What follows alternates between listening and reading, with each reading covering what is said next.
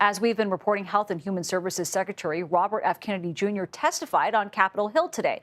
He denied limiting access to vaccines, but CBS News polling finds Americans do believe his policies have had an impact on vaccine availability. For more on this, let's bring in CBS News Executive Director of Elections and Surveys, Anthony Salvanto. Always a pleasure to be able to break down these figures with you, Anthony. How do Americans feel about Secretary Kennedy and his policies? Well, start with what people think ought to be wide vaccine availability, whether or not they want one themselves, right? So I'll show you this number because it pertains to the COVID vaccine, which, of course, has been discussed a lot. But 3/4 say, yeah, the government policy should be make COVID vaccines available to those who want them. And, that's pretty typical for when you ask about vaccines generally. I'll come over here and tap this, and you'll see just in general, vaccines are widely seen to be more available or want to be more available. So you asked me about how that relates to HHS Secretary RFK Jr. Well, take a look at this.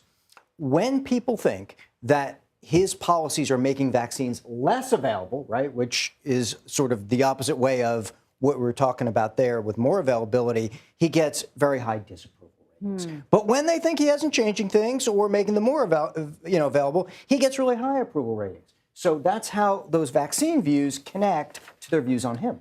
And Anthony, I know you touched upon this just briefly right there, but in terms of how Americans support vaccines being widely available, do they support vaccines being available? Yeah, let me show you this because it's interesting, too, in this very politicized moment, many say. I want to show you this breakdown. This is about whether the MMR vaccine, the government should encourage parents to vaccinate their children. And you look at this by party break.